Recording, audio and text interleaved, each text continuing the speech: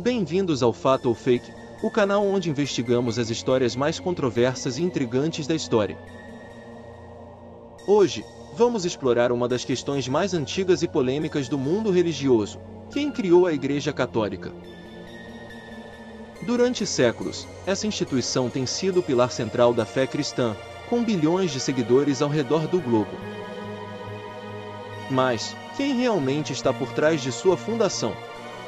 Foi um simples desdobramento da fé cristã, ou há algo mais sombrio por trás de sua origem? Há teorias que afirmam que a verdadeira criação da Igreja Católica está envolta em mistérios, conspirações e decisões políticas ocultas. Será que o que nos foi contado ao longo dos séculos é a verdade, ou apenas uma fração dela? Prepare-se para mergulhar fundo em uma narrativa de poder, controle e segredos guardados por milênios. Mas afinal, quem realmente criou a Igreja Católica? Vamos investigar. A história oficial nos conta que a Igreja Católica tem suas raízes firmemente plantadas no solo do cristianismo primitivo, uma fé nascida do legado de Jesus Cristo e dos seus apóstolos. Após a crucificação de Jesus, seus discípulos espalharam seus ensinamentos por todo o Império Romano, enfrentando perseguições brutais e desafios constantes. Durante séculos, o cristianismo foi visto como uma seita rebelde, desafiando o poder de Roma e as religiões pagãs que dominavam a época.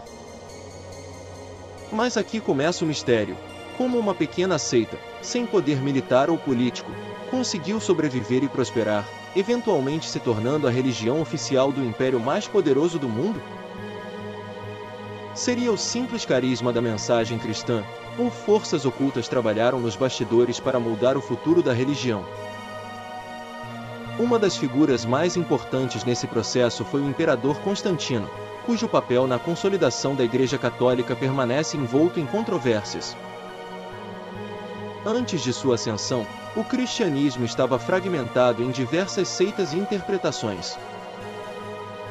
Muitos teólogos e historiadores acreditam que Constantino viu na fé cristã uma oportunidade. Ao unir o império sob uma única religião, ele poderia fortalecer seu controle sobre as vastas e turbulentas províncias de Roma.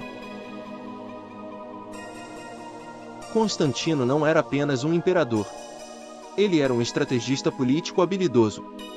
Seu famoso Edito de Milão, em 313 d.C., garantiu liberdade religiosa em todo o Império Romano, mas a verdadeira virada ocorreu no Concílio de Niceia, em 325 d.C. Nesse concílio, Constantino convocou bispos de todo o império para discutir a uniformização da doutrina cristã. Foi aqui que nasceu o embrião da Igreja Católica como a conhecemos hoje. Mas por que Constantino, que antes adorava deuses pagãos, se voltaria tão repentinamente ao cristianismo? Teria ele realmente se convertido após sua famosa visão da cruz antes da Batalha da Ponte Milvio, ou foi tudo parte de um plano cuidadosamente orquestrado para usar a fé cristã como uma ferramenta política? Documentos antigos e relatos controversos sugerem que Constantino pode ter manipulado as crenças dos primeiros cristãos para consolidar seu poder. Alguns especulam que ele não via o cristianismo como uma crença espiritual, mas como um instrumento de controle social. Durante o Concílio de Niceia, muitas doutrinas cristãs alternativas foram declaradas heréticas e banidas, enquanto uma versão oficial da fé cristã foi estabelecida. E aqui surge mais um mistério: quantas dessas decisões foram influenciadas diretamente pelo imperador? Ao moldar a religião de acordo com seus interesses, Constantino e os líderes cristãos da época estabeleceram as bases de uma instituição que não apenas sobreviveria, mas prosperaria por milênios.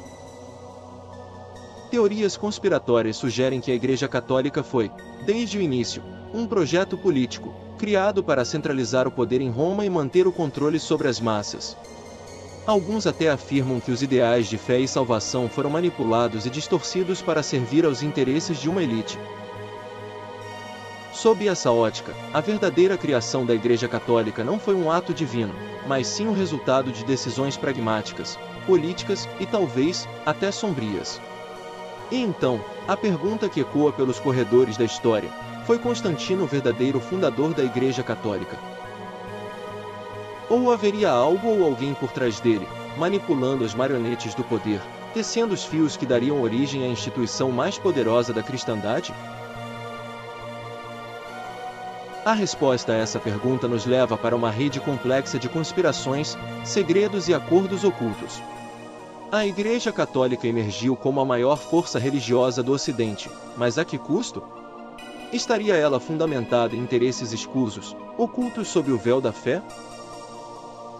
Ou sua origem foi realmente inspirada por uma missão divina, guiada pelos ensinamentos de Cristo e seus apóstolos?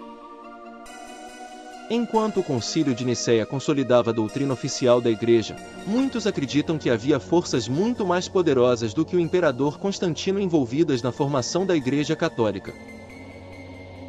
Para alguns teóricos da conspiração, a ascensão da Igreja como uma instituição organizada não foi apenas o resultado de um imperador visionário, mas de influências ocultas que trabalharam nos bastidores, moldando a história de acordo com seus próprios interesses. Segundo essas teorias, antes mesmo do cristianismo se consolidar, sociedades secretas e ordens misteriosas já atuavam na sombra. A ideia de que o cristianismo foi usado como uma ferramenta de poder para unificar o Império Romano levanta a hipótese de que existiria uma rede de influências externas à Igreja, envolvendo não apenas figuras políticas, mas também grupos secretos que buscavam controlar o destino do Império e, consequentemente, o curso da história ocidental.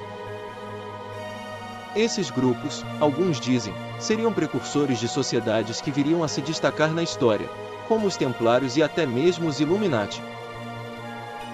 Mas as ligações entre essas sociedades e a Igreja começam muito antes de sua ascensão ao poder. Documentos apócrifos e escritos ocultos sugerem que o cristianismo original continha elementos esotéricos, derivados de tradições místicas anteriores, como o gnosticismo e o culto a mitos pagãos. No entanto, essas ideias foram reprimidas no Concílio de Nicéia, onde as doutrinas mais convenientes ao controle imperial foram escolhidas para compor a base do cristianismo. Além disso, existem evidências de que certos rituais e símbolos utilizados pela Igreja ao longo dos séculos possuem origem pré-cristã, o que levanta a questão: a fé cristã foi adaptada e moldada por essas forças ocultas para servir a um propósito maior e mais sombrio? Alguns historiadores apontam para o uso de símbolos antigos, como o próprio símbolo da cruz, que teria sido utilizado muito antes do cristianismo surgir, em rituais pagãos associados ao poder e à morte. Será que o cristianismo, como conhecemos, é uma versão transformada de crenças muito mais antigas? Os defensores dessas teorias sugerem que a criação da Igreja Católica foi, em parte, um esforço para eliminar as ramificações mais perigosas do cristianismo primitivo. Doutrinas que enfatizavam a autonomia espiritual e a conexão direta com o divino foram suprimidas, enquanto a Igreja se transformava na única intermediária entre Deus e os homens. Isso consolidou não apenas o poder religioso, mas também o político da instituição. Um dos maiores mistérios envolvendo a criação da Igreja está relacionado ao desaparecimento de certos textos antigos. Durante o processo de unificação da doutrina cristã, muitos evangelhos escritos que não se encaixavam no novo modelo oficial foram declarados heréticos e destruídos. Alguns desses textos, como o Evangelho de Tomé e o Evangelho de Maria Madalena, ofereciam uma visão do cristianismo muito diferente daquela que foi canonizada pela Igreja Católica. Esses escritos, que ressurgiram apenas séculos depois, desafiam a narrativa tradicional da Igreja e sugerem que a verdadeira mensagem de Cristo foi intencionalmente suprimida. Outros teóricos apontam para a figura de Pedro, o apóstolo que a Igreja Católica considera seu primeiro Papa. Há quem acredite que a escolha de Pedro como a pedra fundamental da Igreja foi uma jogada simbólica cuidadosamente orquestrada para legitimar o poder da instituição. Afinal, por que a Igreja não escolheu Paulo, cuja influência sobre a propagação do cristianismo foi imensa? Alguns afirmam que a escolha de Pedro serviu a interesses específicos, pois ele era visto como uma figura mais maleável, alinhada aos objetivos de Constantino e dos primeiros líderes da Igreja. Esse controle sobre as narrativas e a eliminação de ideias divergentes consolidou a Igreja como a única fonte de verdade, tanto espiritual quanto política, dentro do Império Romano. E assim, enquanto o cristianismo se tornava a religião dominante, aqueles que questionavam ou desafiavam o poder da Igreja eram rapidamente silenciados. O que realmente estava em jogo, então? Seria o cristianismo original uma ameaça ao status quo? E se sim, quem teria interesse em moldá-lo para servir aos interesses de uma elite dominante? Essas questões nos levam a considerar um cenário ainda mais intrigante. A Igreja Católica, desde suas primeiras fundações, foi projetada para ser uma ferramenta de controle sobre a fé, a política e o destino de milhões de pessoas ao longo dos séculos. O surgimento da Igreja pode ter sido apenas o primeiro passo em um plano muito maior, orquestrado por forças que ainda operam nas sombras até os dias de hoje. À medida que a Igreja Católica se estabelecia como a principal autoridade espiritual do mundo ocidental, sua relação com o poder temporal, os governantes e a aristocracia, se tornava cada vez mais complexa. Uma das principais características dessa relação foi o uso da religião como um mecanismo de controle social. Para alguns teóricos da conspiração, o cristianismo não foi apenas adotado pelos imperadores e monarcas, ele foi moldado para reforçar seu poder e garantir a submissão das massas. No centro dessa teoria está a noção de que a Igreja e os imperadores romanos forjaram uma aliança baseada no controle da narrativa religiosa.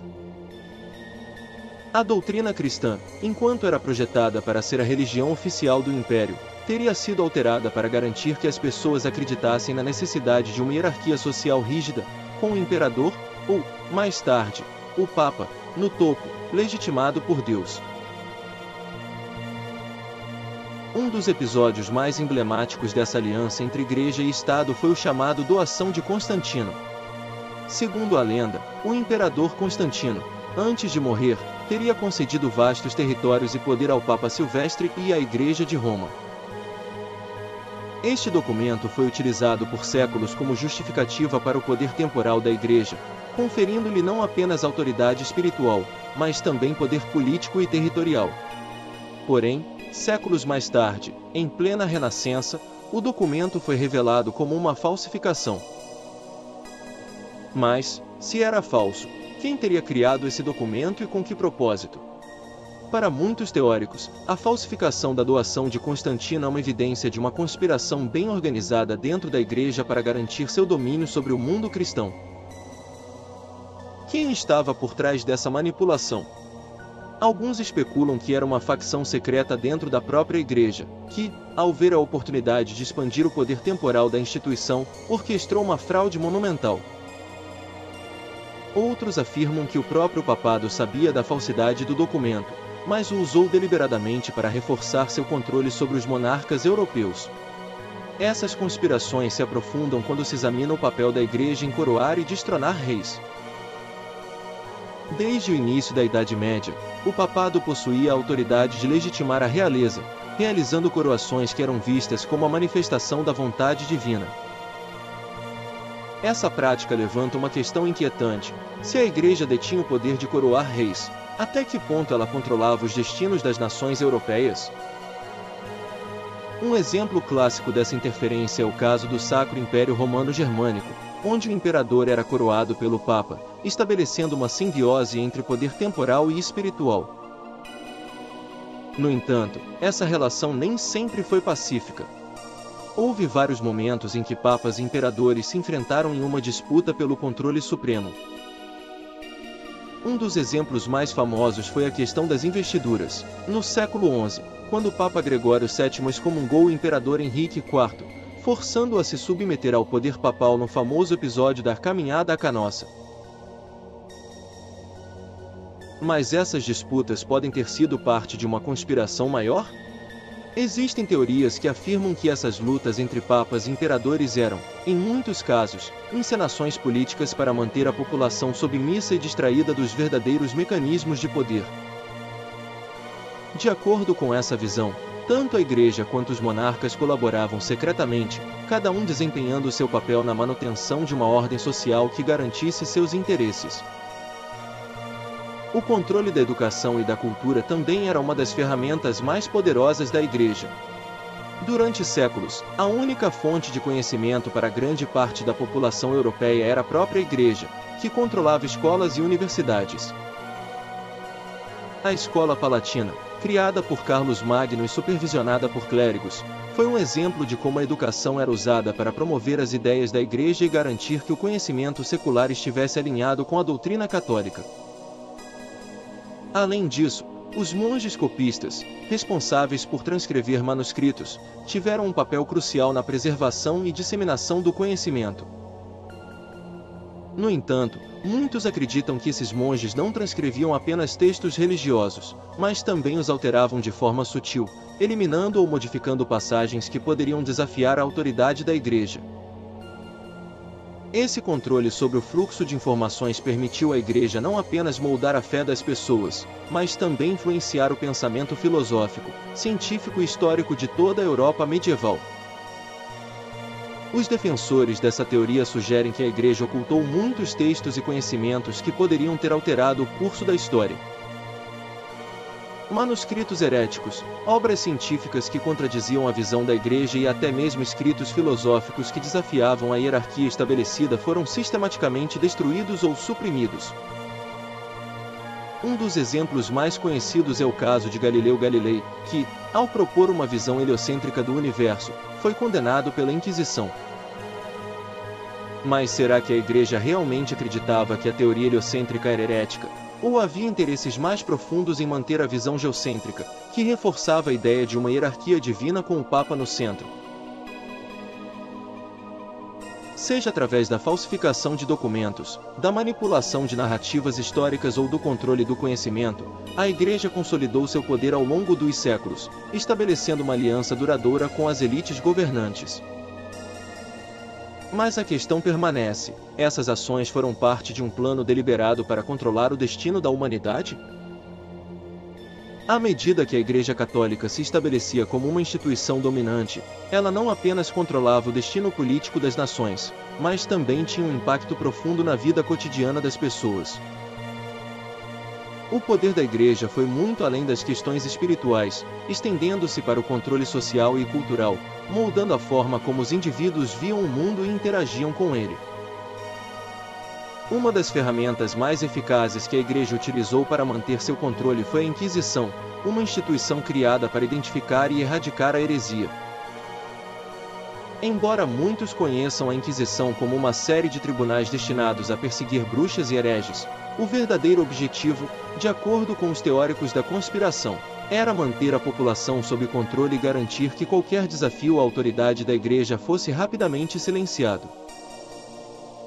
Durante os séculos XIII e XIV, a Inquisição, sob a liderança dos dominicanos e franciscanos, estabeleceu uma rede de espionagem e denúncia. Através de processos muitas vezes brutais, indivíduos eram forçados a confessar crimes que não haviam cometido, com torturas físicas e psicológicas utilizadas para obter essas confissões. Esses métodos extremos eram justificados pelo medo de uma heresia que poderia minar a autoridade da Igreja, consequentemente, a ordem social que ela sustentava. No entanto, há teorias que sugerem que a Inquisição foi além de uma mera ferramenta de controle espiritual. Para alguns, a Inquisição representava uma estratégia deliberada para eliminar qualquer forma de pensamento crítico que pudesse ameaçar a autoridade da Igreja. Livros e manuscritos que desafiavam a doutrina oficial foram queimados, e muitos intelectuais foram silenciados. Alguns dos textos perdidos durante essa época poderiam ter oferecido uma visão alternativa da religião e da história, desafiando as verdades estabelecidas pela Igreja. Além da repressão direta, a Igreja também utilizava a censura e a propaganda para moldar a percepção pública. Através da arte e da literatura, a Igreja promoveu uma visão do mundo que sustentava seus próprios interesses. A pintura, por exemplo, foi usada para disseminar imagens de santos e milagres que reforçavam a ideia da intervenção divina e da necessidade de um intermediário terreno, o Papa, para alcançar a salvação. Durante o período da Renascença, a Igreja também foi responsável por financiar obras de arte e arquitetura grandiosas, como a Catedral de São Pedro e as obras de Michelangelo. Embora essas obras sejam hoje admiradas por seu valor artístico e histórico, alguns argumentam que sua principal função era promover a magnificência da Igreja e consolidar seu poder perante a população. Essa ostentação de riqueza e poder ajudava a criar uma imagem de autoridade e legitimidade que desafiava qualquer crítica. Outra estratégia utilizada foi a manipulação das festividades religiosas. Datas e celebrações pagãs foram adaptadas e incorporadas ao calendário cristão para facilitar a conversão de povos que já tinham suas próprias tradições. Por exemplo, a celebração do Natal foi colocada no mesmo período dos festivais pagãos de solstício, e a Páscoa coincidiu com festas pagãs de primavera. Essa integração de rituais antigos ajudou a suavizar a resistência e a criar uma cultura cristã que parecia natural e inevitável. Mas a influência da Igreja não se limitava apenas à Europa. A partir do século XV, a expansão europeia levou a Igreja a intervir em novas terras, como as Américas. A conversão forçada dos povos indígenas e a imposição da fé cristã foram acompanhadas de violência e opressão. A missão de converter os pagãos muitas vezes serviu como uma justificativa para a colonização e o saqueamento das terras. No entanto, há quem argumente que o controle social da Igreja não foi uma consequência acidental, mas uma parte de um plano meticuloso para garantir sua sobrevivência e dominância. Se a Igreja sabia que a única forma de manter seu poder era adaptar e moldar a sociedade ao longo dos séculos, então suas ações podem ser vistas como uma estratégia deliberada para criar uma ordem mundial que funcionasse de acordo com seus próprios interesses. A Igreja Católica, ao longo dos séculos, desempenhou um papel crucial na formação da sociedade ocidental. Seus métodos de controle social e influência cultural ajudaram a moldar a visão do mundo de milhões de pessoas. Mas, se olharmos além da fachada da santidade e da moralidade, podemos nos perguntar: quão longe foi a Igreja disposta a ir para preservar seu poder? E quais segredos ainda permanecem ocultos, escondidos sob a superfície da história oficial? À medida que exploramos os meandros da influência da Igreja Católica ao longo dos séculos, chegamos a uma encruzilhada que pode desafiar nossas percepções mais básicas sobre a história. O poder e o controle exercidos pela Igreja não foram apenas uma consequência de sua posição, mas, segundo algumas teorias, foram o resultado de uma estratégia deliberada para moldar o mundo à sua imagem. No final da Idade Média e durante o início da Idade Moderna, a Igreja enfrentou novos desafios à sua autoridade, com o surgimento de movimentos reformistas e a crescente crítica ao seu poder.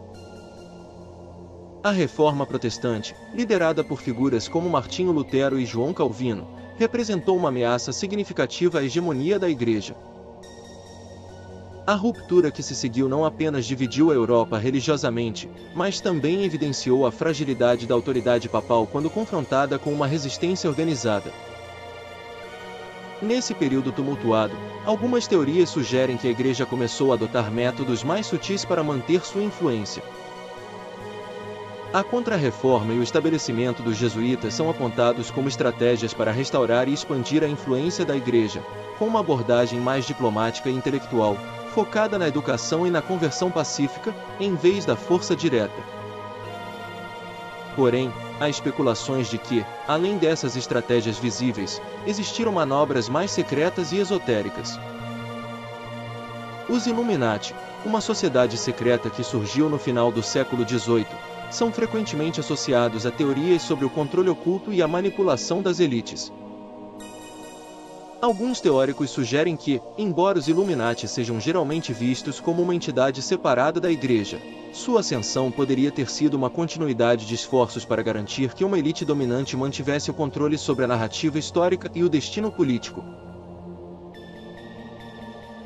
Além disso, a recente descoberta de documentos e registros antigos, como os encontrados no Arquivo Secreto do Vaticano, levantaram novas questões sobre o papel da Igreja em eventos cruciais da história mundial. Esses documentos, que por muito tempo foram considerados inacessíveis, podem conter evidências que desafiam as narrativas históricas estabelecidas e revelam uma trama de controle e manipulação que se estende até os dias atuais.